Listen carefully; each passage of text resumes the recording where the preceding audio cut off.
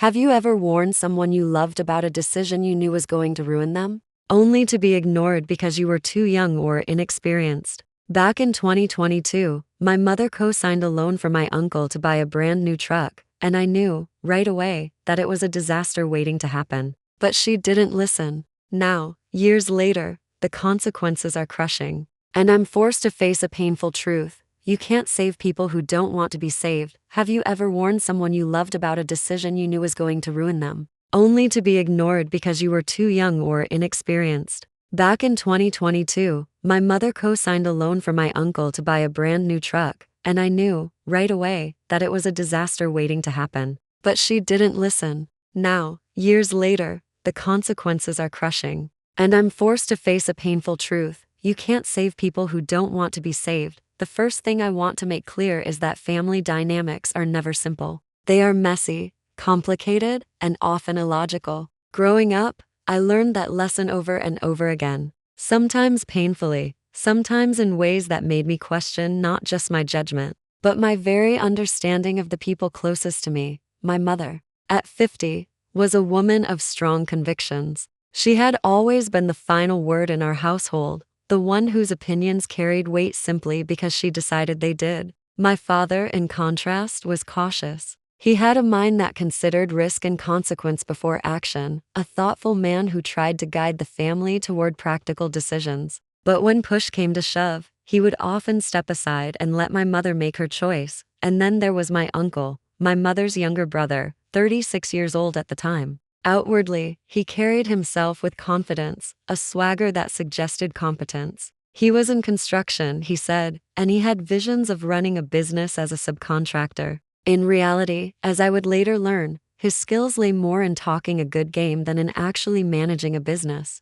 He had charm, but charm alone does not keep a business afloat. I, at 23, was living a modest life as a framer. My days were filled with measuring, cutting, and assembling. I knew wood, I knew tools, and I knew that the kind of truck my uncle was dreaming of, a brand new, fully loaded F250 Lariat Super Crew, was not necessary for the work at hand. He didn't need luxury, he didn't need new, and he certainly didn't need my mother risking her credit to fund it. The day the conversation started, I wasn't supposed to hear it. My mother and father were in the kitchen, speaking quietly, almost conspiratorially. I was passing by, grabbing a glass of water, and caught fragments of their discussion. My uncle wanted a loan. My mother was considering co-signing. My father, predictably, was hesitant. "I don't think this is a good idea," he said softly, but she waved him off, the final authority in the room. "You're worried about nothing," she said. "He's got contracts lined up. I've seen them.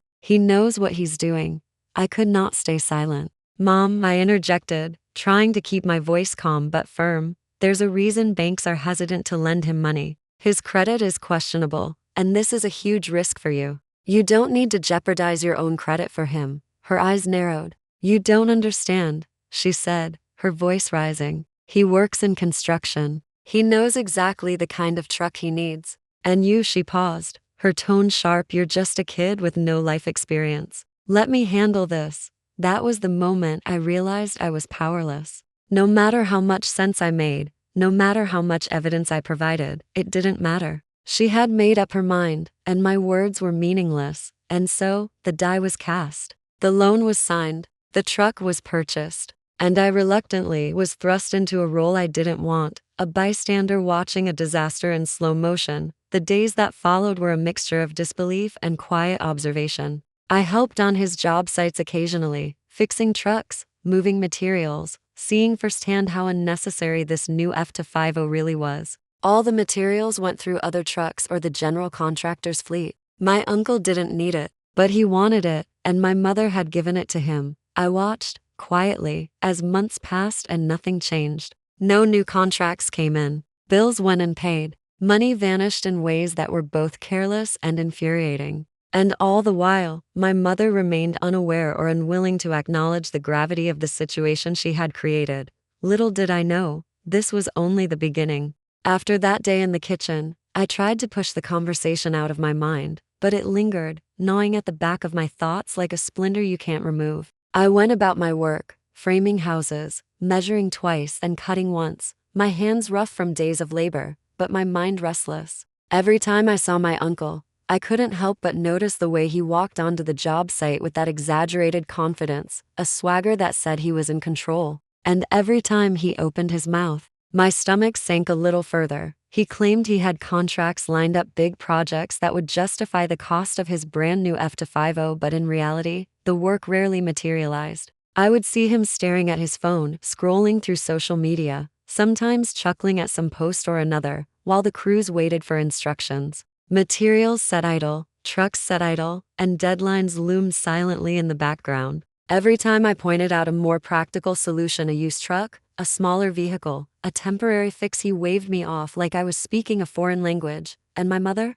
She still believed in him. She would call every week, excitedly asking for updates. "He's doing so well, don't worry," she would say, almost gleeful. I could hear the relief in her voice, a relief I knew was misplaced. I wanted to scream at her, "You don't understand what's happening. He's wasting money, and you're paying for it." But I didn't. I stayed silent, because my words at that point were only another argument she could ignore. I began to notice patterns in his behavior. Every time money came in, or at least should have come in, it vanished just as quickly. He spent hours browsing for clothes online, updating his wardrobe with items that had no relevance to the business. He boasted about his investments and connections, yet the reality was that nothing tangible ever followed. Bills went unpaid, calls went unanswered, and the truck, my mother's truck, became less a tool and more a symbol of recklessness. I spent long evenings reflecting on what I saw. I was still young, 23, but I had learned the hard way that experience wasn't just age, it was attention, observation, and understanding consequences. And I understood consequences. I could see them like dark clouds gathering on the horizon. Though my mother could not or would not, one evening, I found myself under the hot glow of a work light, fixing a minor issue with the truck's brakes, a task that shouldn't have been necessary if the vehicle had been truly needed for business. I wiped the sweat from my brow and watched him casually walk past, laughing at some joke I didn't hear. I wanted to tell him, "This isn't your father's credit card. This is my mother's life. Stop wasting it." But I didn't. I only shook my head, finished the repairs, and went home, exhausted, with a heavy feeling in my chest. Workdays blended into weeks. I noticed the financial carelessness slowly creeping into everything he touched. Receipts disappeared, payments were late, and yet, in front of my mother, he wore a mask of competence, an actor performing a part only she wanted to see. Every conversation I had with him about responsibility ended in empty assurances. He was polite enough to nod, but I could see the dismissive shrug behind his eyes. The most painful part, of course, was watching my mother's belief in him. She would call me, excitement in her voice, telling me about some supposed new contract or upcoming job. I tried to be supportive without lying. "That's great, Mom. Are you sure the numbers add up? Did he submit invoices? Has the bank approved payment schedules?" I would ask cautiously, trying to plant the seed of reality without crushing her optimism entirely. Her responses were always the same. "Oh, don't worry, honey. He knows what he's doing. I've seen the contracts. He's going to make it work." I wanted to scream at her, to shake her by the shoulders and make her see the truth, but I couldn't. I had to hold back. She had made her choice, and my role, as far as I could tell, was simply to watch. Even at that young age, I began to learn a critical lesson about family, trust, and the limits of influence. Sometimes, no matter how much you know, no matter how clear the signs are, people will choose their own path. And if that path leads to disaster, there's nothing you can do but bear witness. Months passed. Each week, I watched more red flags. Materials that should have been delivered never arrived on time. Trucks remained parked while jobs fell behind schedule. Every time I fixed something small, I felt the weight of inevitability pressing down on me. This wasn't just mismanagement, it was carelessness, negligence, and a fundamental misunderstanding of what running a business entailed. And yet, every time my mother called, I had to smile, to reassure her, to keep the calm voice that masked the growing tension inside me. "Yes, Mom, he's doing fine," I'd say, my throat tight, my hands shaking slightly. Because if I spoke the truth, she would dismiss it. And the heartbreak of watching someone you love choose denial over reality is a heavy burden, one that stayed with me day and night. By the time the first year passed, I had witnessed enough to know that the situation wasn't going to improve. The truck had become a symbol of misplaced trust, a shiny reminder that good intentions do not guarantee good outcomes. And I, powerless in the face of it, began to brace myself for what I knew was coming, the inevitable collapse that would bring the harsh reality crashing down on everyone involved. By the time summer rolled around, the subtle cracks in my uncle's plan had begun to widen into chasms. At first, they were small things: missed calls from contractors, invoices submitted late, a forgotten delivery. But each minor failure added weight to an unavoidable truth. This was not a man prepared to manage a business, let alone one financed by my mother's credit. I remember one afternoon vividly. I had gone to the site to help fix a misaligned frame on a residential project. The job was behind schedule, and my uncle had promised the materials would be here that morning. They weren't. He walked up, grinning, holding a cup of coffee, completely oblivious to the frustration etched on the faces of the crew. "We'll get it done," he said, waving his hand dismissively. "Don't worry. Everything's under control." I could only shake my head. Under control? Mom's money paid for that truck, and you're telling me nothing's really under control? I kept my voice low, not wanting to make a scene in front of the crew. But inside, my anger and disbelief were boiling. It wasn't just the missed deliveries. It was the carelessness in every financial decision he made. I started keeping track quietly, noting expenses that didn't make sense. He was spending on luxury clothes, gadgets, even social events that had nothing to do with work. Meanwhile, payments to suppliers were delayed, and small vendors were starting to complain. I wanted to confront my mother, but each time I tried, I found myself hemmed in by her optimism or perhaps denial. "He's handling it," she would say. "I trust him." "You worry too much." She had seen the contracts, she insisted, and believed in his competence. I didn't argue anymore. There was no point. She was made of a stubborn sort of faith that no logic could pierce. As the months passed, my observations grew more disturbing. On one particular day, I was helping repair a hydraulic line on the F250, and I noticed receipts from a recent shopping spree stuffed in the glove compartment. My uncle had spent more on designer shoes than on fuel or maintenance for the truck, yet he was constantly complaining about cash flow. "You can't spend money you don't have," I told him quietly, tightening a wrench. "Mom's credit is on the line. Do you even realize what that means?" He looked at me with a shrug and a half smile, a charm that had somehow always protected him. "Relax, kid," he said. "I've got it all figured out. You worry too much." But I did worry. Every late payment, every unnecessary purchase, every ignored contractor call was a reminder that the financial disaster I had predicted was inching closer. I began to see the F250 not as a tool but as a ticking clock, each mile driven, each luxury upgrade, counting down to a moment that could ruin my mother financially. It wasn't just the business that frustrated me, it was the lack of accountability. My uncle could never follow through. Meetings were skipped, promises forgotten, phone calls ignored. When I tried to help, he treated it like an intrusion, not assistance. Every attempt I made to point out reality was met with a smile, a joke, or a shrug. It was infuriating. I started documenting things for myself, almost obsessively. I wrote down expenses, timelines, and failures in a small notebook I carried in my work bag. Each entry was a reminder. He wasn't learning. He wasn't trying. And my mother, the co-signer, was blissfully unaware, or maybe unwilling to face the truth. Family dinners became a tense dance. My father had passed on much of his caution, quietly advising me to stay patient. My mother would gush about her son's progress, oblivious to the warning signs I carried in my chest like a lead weight. I found myself speaking less and observing more, noting every inconsistency, every half-truth, every moment of reckless spending. One night,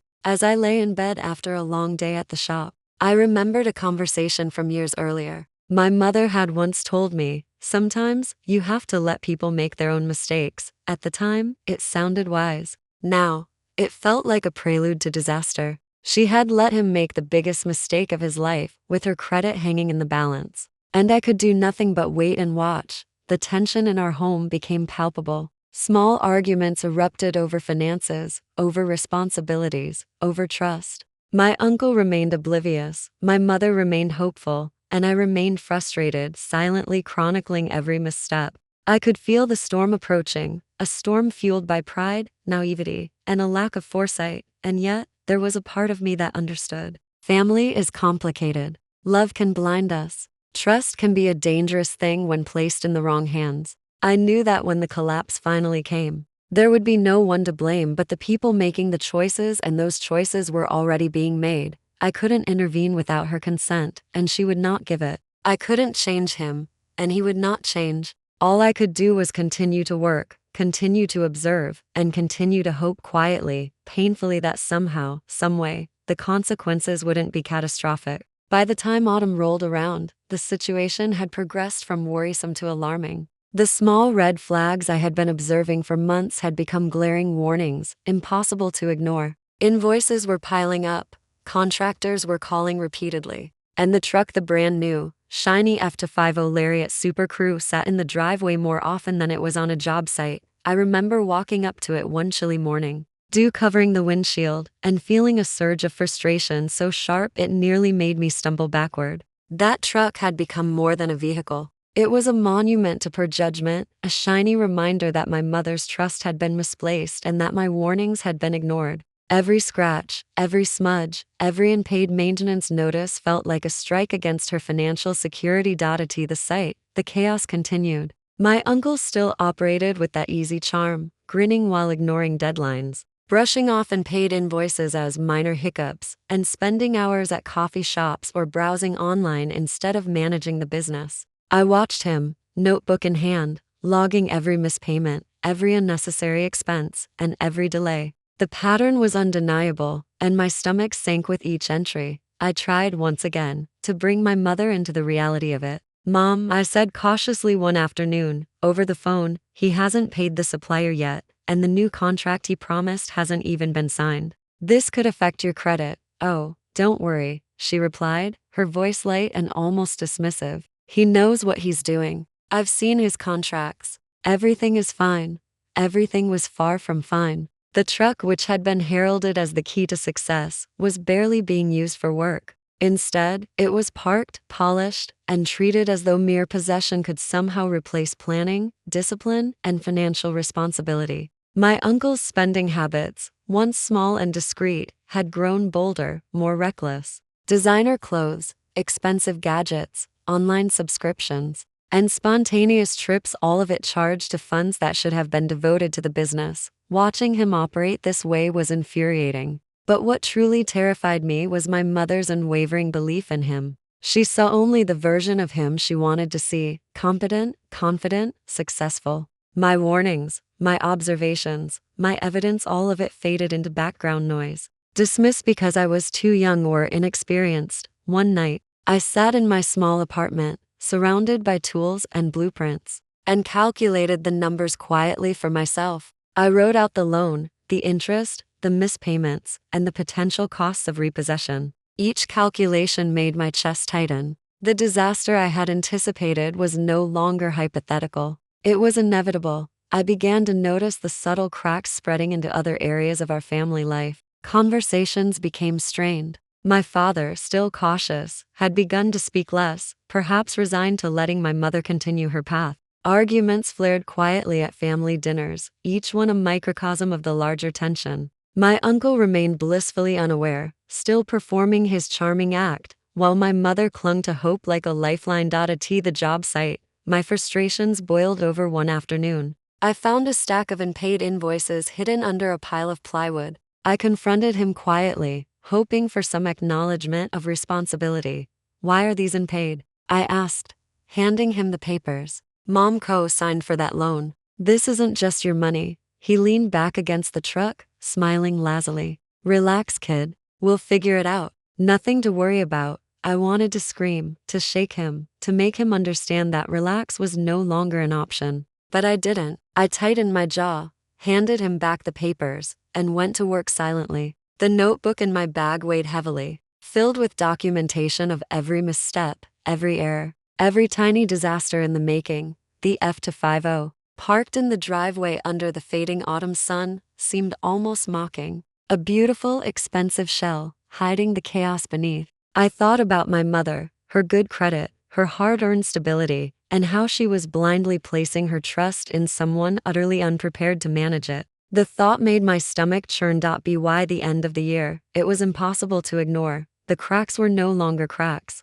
They were chasms, and the collapse was imminent. I could feel it in the silence of my apartment at night, in the hushed phone calls, in the nervous laughter of contractors when they spoke to me instead of him. The disaster was coming, and no one would see it until it hit except me. And in that knowledge, in that unbearable anticipation, I realized something else. There was nothing I could do to stop it. My mother had made her choice, my uncle had made his, and I was powerless to intervene. All I could do was wait and bear witness. The first time I saw the letter from the bank, my stomach dropped. It wasn't just a routine reminder or a friendly nudge, it was a formal notice, cold and precise, that the loan for my uncle's F-50 was in serious danger of default. My mother handed it to me with a kind of naive calm I couldn't reconcile with the words printed in black ink on stark white paper. "Can you help me understand this?" she asked, her voice hesitant, almost fragile. She looked at me with that same trust she always carried in her eyes,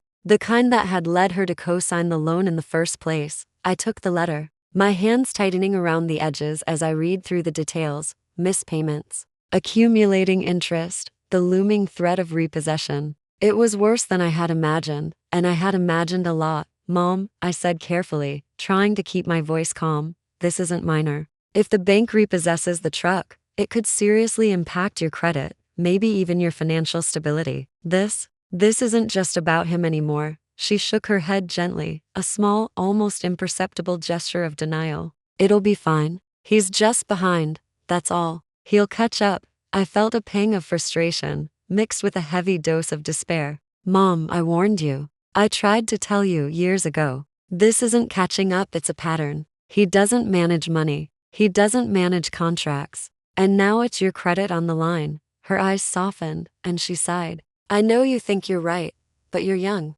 You don't understand his business like I do. He's capable." I swallowed hard. I had already tried to explain this countless times, using reason, evidence, and examples from his own behavior. But her trust was unwavering. She had seen the contracts, she said, and that was enough for her. Enough to ignore reality, enough to ignore the warning signs that had been staring her in the face for months. I took a deep breath. "Mom, I'm not saying he isn't capable of working in construction, but this is a business. This is money, responsibility, risk. He has mismanaged everything so far. This loan was your responsibility too, and if it goes bad, it will hurt you." She looked down at her hands, twisting a napkin nervously. There was no malice, no anger, only that same stubborn faith that had guided her decision from the beginning. And in that moment, I realized something I hadn't fully accepted before. No amount of reasoning, no amount of proof, could change her mind. The thought made my chest tighten. I could see it all now: the months of missed payments, the money wasted on luxuries instead of business needs, the slow, steady accumulation of financial pressure that had built up quietly, unnoticed until it reached a tipping point. "I can't do it for him anymore," I said finally, my voice firm despite the knot in my throat. "I won't waste my time cleaning up messes for people who don't want to be responsible." She looked up at me, her expression a mix of hurt and disbelief. "But he's your uncle. He's family. You can't just abandon him." I shook my head. "Mom, I'm not abandoning him. I'm protecting you. And if you insist on letting this go forward without help, then that's your choice. But I won't step in to fix what he's already broken." The silence that followed was heavy, filled with unspoken truths and the weight of inevitability. I could feel the tension vibrating between us, a tension built on trust, love, and now undeniable consequences. For the first time, I realized that this wasn't just about money. It wasn't just about the truck or the loan.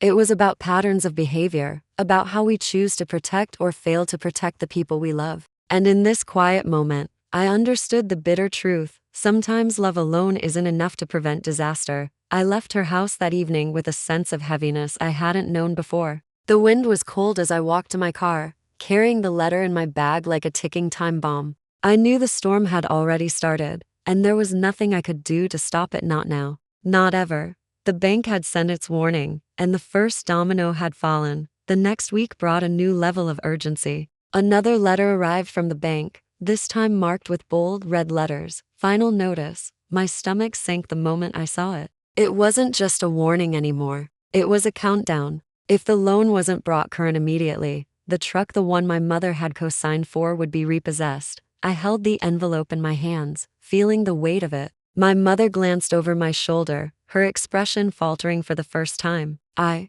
didn't think it was this serious, she whispered, almost to herself. I took a deep breath. Mom, it is serious. This is not hypothetical anymore. The bank means business. If he doesn't pay, they're taking the truck, and it will damage your credit. You could even face penalties on your mortgage. Her hands trembled slightly, and I saw the faintest glimmer of doubt in her eyes. For months, she had clung to optimism, but now the reality was undeniable. She had been warned, she had been told, yet the consequences had finally knocked on her door. I decided it was time to confront my uncle directly. I found him at his apartment, lounging on the couch, scrolling through his phone, while packages likely clothes or gadgets sat unopened around him. The sight made my blood boil. Sit down, I said firmly, sliding the bank letter across the coffee table. He looked at it lazily, frowning slightly but not moving. What's this? He asked casually. Final notice, I replied, my voice tense.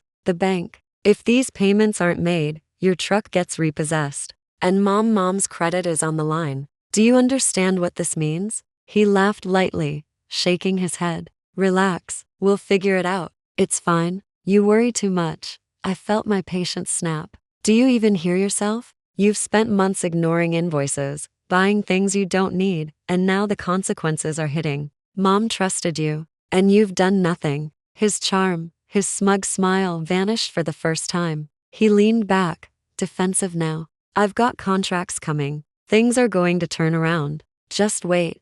Wait? I repeated incredulously. We've been waiting for months. Your contracts don't exist. You've wasted money, ignored responsibilities, and now mom might lose her financial stability because of you. This is real, and you can't just shrug it off. For the first time, I saw a flicker of guilt in his eyes, but it was fleeting, almost imperceptible. The pattern was familiar: denial, excuses, charm, and then nothing. He was capable of seeing the truth, but only briefly. And it was never enough to change his behavior. I left his apartment shaking with anger and frustration, my mind racing with the reality of what was happening. At home, my mother sat at the kitchen table, the bank letter spread out before her, staring blankly at it, as if sheer willpower could erase the words. Mom, I said gently, though my voice was strained, look at this. This is the reality. Your credit is at risk. You can't ignore it anymore. She nodded slowly, tears forming in her eyes. I thought he was responsible. I believed him. I didn't think it would come to this. I warned you, I said softly, almost whispering now. 3 years ago, I told you not to co-sign. I begged you not to do this, and you didn't listen. And now, my voice broke. Now we're here. The room was silent except for the hum of the refrigerator. My mother buried her face in her hands, and for the first time, I saw her fear, her regret, and her realization that trust alone cannot replace judgment. That night, I sat in my room, going over every moment I had witnessed: the unchecked spending, the ignored deadlines, the missed payments, the truck sitting idle while bills piled up. Everything pointed to the same unavoidable outcome. The chaos that I had predicted was no longer looming in the future. It was happening, and it was happening fast. I realized that my role had shifted. I was no longer just an observer. I had become the voice of reason,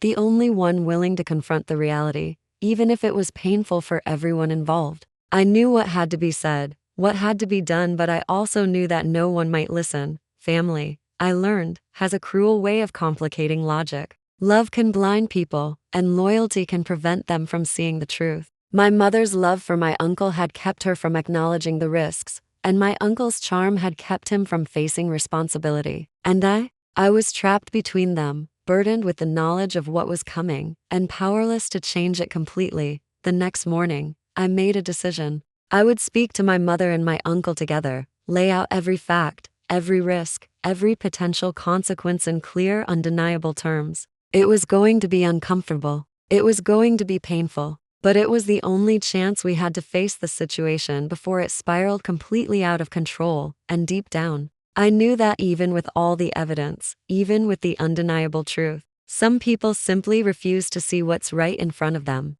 The morning sun had barely crested the horizon when I drove over to my mother's house, the bank letters burning a hole in my bag. My hands gripped the steering wheel tighter than necessary, not just from nerves, but from the urgency of the situation. This wasn't just a conversation anymore, it was a reckoning. I found my uncle lounging in the living room, as if oblivious to the storm about to hit. He glanced up lazily when I entered. "Sit down," I said, sliding the stack of letters across the table. The sharp lines in my voice left no room for charm or excuses. He looked at them, feigned confusion, and asked, "What are these?" "Final notices," I said firmly, "from the bank. If these payments aren't made immediately, the truck is being repossessed. And your co-signer mom is the one who's at risk. Do you understand?" For the first time, I saw him falter. He fidgeted, the casual ease replaced by a flash of uncertainty. We can figure it out. Things are coming in. You'll see." I slammed my hand on the table. "No, we won't see. You've wasted months ignoring invoices, spending money on nonsense, and pretending everything is fine. Mom trusted you. I warned her. I warned you. And now, because you refused responsibility, we're here." My mother, seated quietly, looked from me to him, eyes wide with a mix of fear and disbelief. I could see the veil of optimism beginning to lift. I didn't know it was this bad," she whispered. "It is this bad," I said. "Look at these letters. The bank is serious. They'll take the truck, and it will ruin your credit. And you," I turned to my uncle, "you've done nothing to prevent it." He opened his mouth to speak, but I cut him off. "No excuses, no charm. You spent money you didn't have, ignored responsibilities, and now the consequences are here. You can either start making it right or accept the fallout. Mom doesn't deserve this, and I won't sit by while it happens." The room went silent. My mother's hands trembled as she folded the letters. For the first time, I saw a flicker of understanding. She realized that trust and faith in my uncle weren't enough to protect her. Love alone could not shield her from financial disaster. My uncle leaned back, guilt and frustration battling for dominance in his eyes. I didn't mean for it to get this bad," he muttered, almost to himself. I shook my head. "Intentions don't pay bills. Intentions don't protect credit. Intentions don't fix months of reckless behavior. Actions do. Responsibility does. And right now, you need to start taking them, or everything you've built on lies will collapse." Mom, finally finding her voice, spoke up. I can't believe I ignored all the warnings. I thought he knew what he was doing." I put a hand on her shoulder. "You trusted him, yes, and that's understandable. But now you have to see reality. You need a plan, and you need it fast." The tension in the room was palpable. The quiet ticking of time, the weight of mispayments, and the looming threat of repossession pressed down on us. My uncle finally spoke, his voice small, almost defenseless. What do we do now?" I took a deep breath. "We start by facing the truth. You call the bank, figure out a payment plan, and you cut all unnecessary expenses immediately. Mom needs to be protected, and you need to learn that actions have consequences." For the first time, the gravity of the situation seemed to hit him. His shoulders slumped, and he avoided eye contact. My mother nodded slowly. The veil of denial lifted, replaced by a mix of regret and determination. I realized then that confrontation, no matter how painful, was the only way to begin untangling the mess. We couldn't undo the past, but we could act now, before it was too late. And as I sat there, watching both of them process the reality I had known for months, I understood something crucial. Sometimes the people you love must be forced to face the hard truth before they can be saved. And sometimes being the one to speak, it is the heaviest burden you will ever bear. The next few days were a whirlwind of calls, forms, and planning. My mother, finally shaken awake from her months-long denial, had to face the reality she had been avoiding. She sat at the kitchen table with the bank's customer service on speakerphone. The letters spread out in front of her like evidence of a crime she hadn't realized had been committed. I guided her through the process. "You need to request a repayment plan. Ask about delaying the repossession. Show them you're taking responsibility," I instructed. My mother nodded, trembling slightly, but determined. For the first time, she wasn't just hoping for the best, she was acting. My uncle, meanwhile, was forced to confront his own failures. He had to provide account statements, receipts, and proof of income. I watched him, notebook in hand, noting every sign of discomfort, every attempt at excuses that no longer had weight. He had no charm left to mask the truth. no words to escape accountability. We devised a plan. First, the bank would temporarily halt any repossession proceedings while a repayment schedule was negotiated. Second, all unnecessary expenses had to stop immediately. No more online shopping sprees, no more luxury indulgences charged to the account. Third, we had to prioritize the payments that protected my mother's credit. It wasn't easy. My uncle protested initially, whining about how restrictive it all felt, how he needed freedom to operate the business. I snapped, finally letting my frustration show. Freedom doesn't pay bills, and it doesn't protect Mom. You've had your chance to prove yourself, and now it's time to face reality. My mother, surprisingly strong, supported me. He's right, she said firmly. This ends now. No more pretending.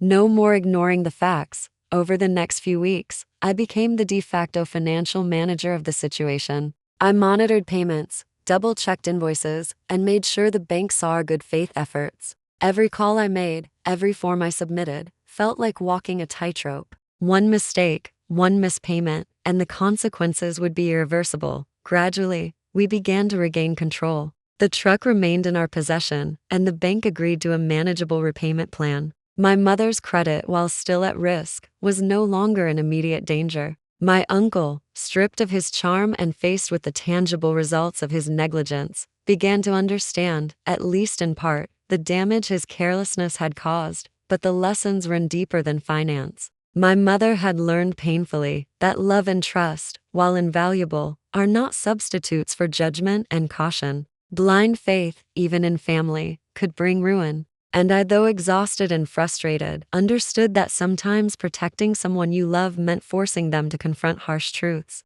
Even when it hurt, that F-50, which had once seemed like a symbol of success and potential, now stood as a reminder of the consequences of misjudgment. It was a lesson in accountability, in financial literacy, and in the harsh realities of adult responsibility. Sitting at the kitchen table one evening, my mother looked at me and said softly, "I should have listened to you. I should have seen this sooner." I shook my head. It's not just about listening. It's about learning.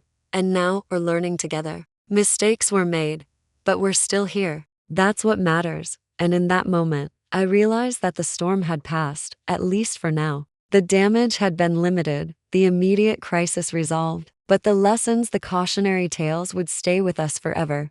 Months had passed since the bank crisis, and life had begun to regain a fragile sense of normalcy. The F-50 still sat in the driveway, no longer a symbol of unchecked ambition, but a reminder of what had nearly been lost. My mother, once so trusting, had grown quieter, more deliberate in her decisions, and more cautious in whom she placed her faith. I watched her evolve with a mix of relief and sadness. Relief that she was finally seeing reality clearly, and sadness for the lessons she had to learn the hard way. She had lost a measure of her innocence, the comforting faith in people she loved without question. Yet, there was strength in that loss. She was more aware now, more resilient, and more prepared to protect herself in the future. My uncle, on the other hand, had changed too, though not entirely for the better. The immediate threat of repossession had forced him to recognize his failures, and he had complied with the repayment plan. Yet the arrogance, the charm, and the habit of ignoring responsibilities lingered beneath the surface.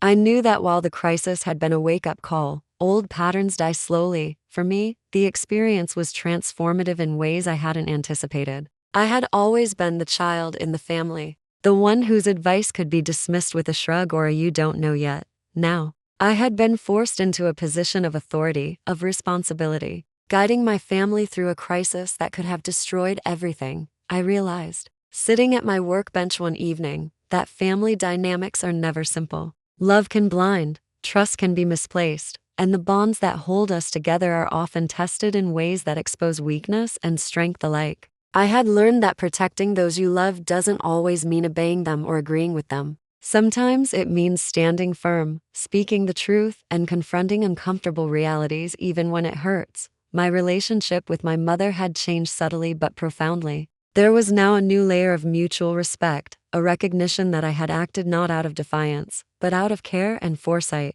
We were closer, but there was also an unspoken acknowledgement of the mistakes that had been made, the trust that had been strained, and the need for vigilance moving forward. With my uncle, the dynamic was more complicated. There was tension, yes, but also a grudging acknowledgement of responsibility. I had become a mirror reflecting the consequences of his actions, a constant reminder that charm and good intentions are no substitute for accountability. As the weeks turned into months, I noticed subtle changes in the way our family functioned. Conversations about money became more transparent, discussions about responsibility more direct. The unspoken rules of trust and accountability had been rewritten. And while it was uncomfortable at times, it was also necessary. One evening, while reviewing invoices and repayment schedules with my mother, she looked up and said softly, "I'll never make that mistake again. I see now. Love isn't enough. You were right, all along." I nodded, feeling a mixture of vindication and empathy. "It's not about being right, Mom. It's about learning and making sure we're prepared for the future." The F-50 sat outside, the engine silent, its value and purpose forever altered. It was no longer a symbol of success or prestige, but of responsibility, accountability, and the consequences of choices made without foresight. And in that, there was a strange sense of closure, a lesson learned. A crisis survived, and a family forever changed by the experience, even after the immediate financial crisis had been managed. The air in our family remained thick with tension. The bank notices were no longer a daily threat, but their shadow lingered in every conversation, every decision, every glance across the dinner table. Trust, once taken for granted, now had to be earned again slowly, cautiously, and painfully. My mother had grown more guarded. She double-checked every invoice, every contract, every bank statement. I could see the change in her posture, her optimism tempered by vigilance. The lessons she had learned were bitter, and the worry she carried now was more measured, more deliberate. Yet beneath her caution, I could sense an underlying fear that it could all happen again. My uncle, too, had changed, but not entirely. The threat of financial ruin had forced compliance, but old habits die hard. He was careful now, yes, but the charm and arrogance lingered. I could see the flicker of entitlement when he thought no one was watching. Every discussion about money, responsibility, or planning was fraught with unspoken skepticism on my part. I had to hold my tongue, let him prove himself in measurable actions, and silently note every slip. I found myself in the strange position of both caretaker and critic. I guided my mother through financial decisions, managed correspondence with the bank, and subtly monitored my uncle's behavior. The stress was exhausting, but I couldn't walk away. Family, I realized, is often a responsibility that cannot be abdicated. No matter how frustrating or unfair it feels, socially, the aftermath rippled outward. Relatives who had once offered advice or support were now tentative, aware of the tension that lingered. Conversations about business, money, and trust became careful, guarded affairs. My mother's friends, previously proud of her generosity and faith in family, now spoke in hushed tones about the importance of caution. One evening, the three of us sat around the kitchen table, and for the first time, the silence was filled not just with fear or frustration, but with reflection. My mother finally spoke. "I've realized. I let hope blind me," she said quietly. "I wanted to believe he could succeed, even when the signs were obvious. And I put us at risk." I nodded, feeling both pride and sorrow. "Mom, it's not just about blame. It's about learning. About making sure we don't repeat the same mistakes." My uncle shifted uncomfortably, finally admitting something he had never said aloud. I didn't think it would get this serious. I thought I could handle it, and you didn't," I replied bluntly, though not unkindly.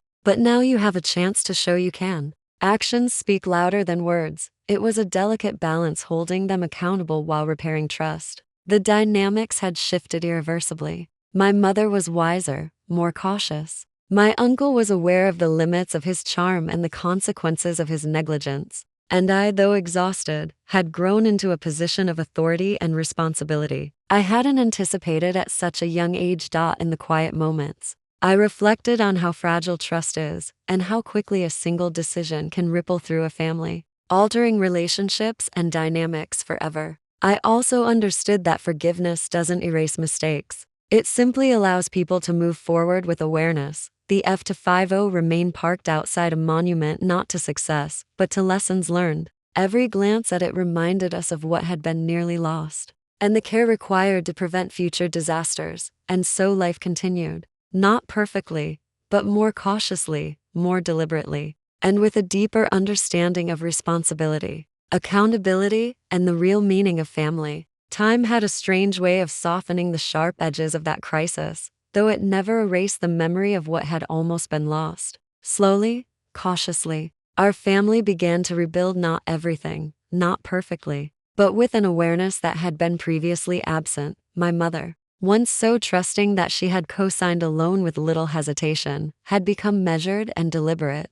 She asked questions, verified details, and no longer took assurances at face value. I watched her grow into a form of resilience I hadn't fully anticipated. Her strength wasn't in blindly trusting anyone. It was in knowing when to listen, when to challenge, and when to act. My uncle, forced into accountability, began taking tangible steps to manage his finances and commitments. It was a slow process. The arrogance and charm still lingered in small doses, but beneath it, a cautious respect for rules and consequences had begun to form. I noted it silently, knowing that the foundation of true change is consistency, not words. For me, the months of crisis had transformed more than anyone else. I had been forced to step into roles I never expected: financial manager, mediator, and voice of reason. I had spoken truths that were uncomfortable, even painful, and held my ground in the face of resistance. I had learned, in the most tangible way, that responsibility is not optional when the stakes are high, and that love alone cannot prevent mistakes. The hardest lesson, however, was understanding the fragile nature of trust. It can be shattered by negligence, by carelessness, and by the human tendency to believe in intentions over actions. Watching my mother grapple with this truth was painful, but also illuminating. She began to accept that accountability is a form of love, and that guiding someone through reality even against their will is sometimes the most caring act of all. Family dinners, once tense and strained, gradually became spaces for cautious conversation rather than silent anxiety. We spoke about budgets, responsibilities, and plans for the future, not to control each other, but to ensure awareness and prevent a repeat of the crisis. My uncle, while still stubborn in temperament, began to acknowledge his missteps, albeit grudgingly at times. There were moments of reflection too. I would sit quietly at night, thinking about the F-50 parked in the driveway. That truck had started as a symbol of opportunity and ambition, but had almost become a symbol of ruin. Now, it stood as a testament to lessons learned, the consequences of misplaced trust, the necessity of planning, and the hard work required to preserve stability. My mother once said to me during a quiet evening, "I finally see what you meant. Love isn't enough to protect people. We have to act. We have to verify. We have to teach accountability. Thank you for not giving up on us even when I didn't listen." I smiled, the weight of months of stress lifting slightly. It wasn't about being right, Mom. It was about making sure we survived and learned. That's the difference. In the weeks that followed, we continued rebuilding. Conversations became more honest, mistakes were addressed promptly, and trust was cautiously restored, not blindly, but deliberately. And though I knew challenges would come again, I also knew we had developed tools to face them: awareness, responsibility, and the courage to speak truth. Even when it's difficult, the crisis had left its scars, yes, but it had also strengthened us. And as I looked at my mother and my uncle, I understood something fundamental. Love alone cannot prevent mistakes, but action, honesty, and accountability can create resilience that endures far beyond the chaos. The months following the crisis had changed everything. The F-50 still sat in the driveway, now quiet and unassuming, a reminder of what had almost been lost. But more importantly, the experience had transformed the dynamics of our family and the way we approached life, responsibility, and trust. My mother had emerged stronger. She had learned that love and hope, while powerful, are not enough to protect against carelessness or poor judgment. Her eyes now carried the weight of hard-earned wisdom. She asked questions, verified information, and made decisions deliberately. She had become a guardian not just of our finances, but of our future stability. My uncle, though slower to change, had learned accountability in a way that words alone could never teach. He understood, finally, that charm and intentions cannot substitute for action. Every payment he made, every task he completed, was a small step toward earning back trust he had once taken for granted. For me, the journey had been transformative. I had stepped into roles I never expected: mediator, protector, manager, and voice of reason. I had faced the discomfort of confronting family, insisting on accountability, and navigating conflict while preserving love. I had learned that responsibility sometimes means making others uncomfortable, and that courage is required, not just to act, but to speak the truth relentlessly. As I sat with my mother one evening, reviewing bank statements and repayment schedules, she looked at me with a mixture of pride and sorrow. "I finally see it," she said softly. "I see why you tried to warn me all those years ago. Love isn't enough. You have to guide people to reality, even when it's hard." I smiled faintly, the weight of months of stress finally lifting. "It wasn't about being right, Mom. It was about survival. And about learning." That's the lesson we all needed. The F-50, once a symbol of ambition and reckless confidence, had been transformed in our eyes. It now represented the tangible consequences of choices, the importance of accountability, and the lessons that only adversity can teach. Every glance at it reminded us that oversight, careful planning, and vigilance are essential not just for financial stability, but for the health of relationships and the bonds of family. Life continued, quieter and more deliberate. Conversations were honest and open, mistakes were confronted promptly, and trust was rebuilt cautiously. The scars of the crisis remained, but they served as reminders rather than burdens. Looking back, I realized that the hardest part of the journey wasn't managing the finances, negotiating with the bank, or monitoring my uncle. It was guiding the people I loved to face reality. Love alone cannot prevent disaster. Only action, accountability, and courage can, and in that truth, we found resilience.